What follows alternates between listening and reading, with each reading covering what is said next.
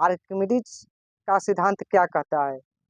जब कोई भी वस्तु किसी तरल पदार्थ में अंशतः या पूर्णतः डुबाया जाता है, यानी कि अंशतः का मतलब थोड़ा डुबाए चाहे पूरा उसको डुबा दे, उसमें उसके भार में यानी कि वस्तु के भार में कमी आ जाता है।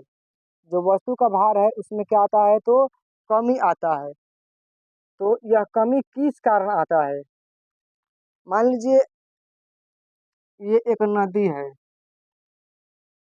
यह एक क्या है? नदी है। यह हुआ एक नदी। नदी के अंदर आप अगर स्नान करने जाते हैं तो आपके भार में भी कमी आता होगा। क्या आपने इसे कभी परखा है कि हमारे भार में कमी आता है कि नहीं आता है? तो इसके लिए आप क्या कीजिएगा कि आप यहाँ पर स्नान कीजिएगा, मान लीजिए, या कोई करता भी होगा इस तरह, और बाहर से उसे कोई खींचता है तो वह आसानी से किनारे पर आ जाता है। आखिर भार में कमी आई कहाँ से? तो पानी के अंदर भी एक बल है जो कार्य करता है। पानी के अंदर एक बल है, उस बल का नाम क्या है, तो उत्प्लावन बल। उत्प्लावन बल का यही काम है ना कि वह किसी भी वस्तु को ऊपर की तरफ ढकेले और उसके भार में कमी ला दे। कौन सा बल? तो उत्प्लावन बल। इसका काम क्या है? इसका यही काम है कि किसी भी वस्तु को पानी के अंदर है तो उसको ऊपर की तरफ क्या करे, ढकेले, यानी कि ऊपर की तरफ उसको फेंके और उसके भार में कमी ला दे। तो जब हम पानी में तैरते हैं तो हम हल्के क्यों हो जाते हैं? तो अंदर से बल कार्य करता है, नहीं तो कब के हम डूब चुके होते।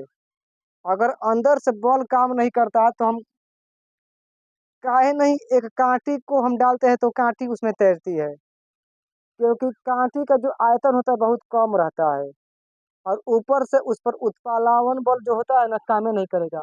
उत्प्लावन बल उस पर काम नहीं करेगा, इसलिए कांटी ना धड़ देना चले जाएगा कहाँ, तो पानी के तल में। जब उत्प्लावन बल काम नहीं करेगा तो क्या करेगा, वो अपना वो काम करके चला जाएगा अंदर।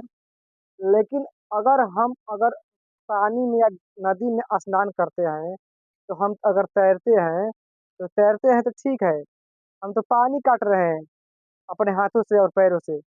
लेकिन अंदर से जो बॉल लगा रहा है कि तुम भाई चलो आगे बढ़ो, तो वो कौन सा बॉल लगा रहा है, कौन सा बॉल काम करे वहां पर, तो उत्प्लावन बल। उसका यही काम होता है कि किसी भी वस्तु को वह क्या करे, तो ऊपर की तरफ फेंकता है वो और उसके भार में कमी ला देता है।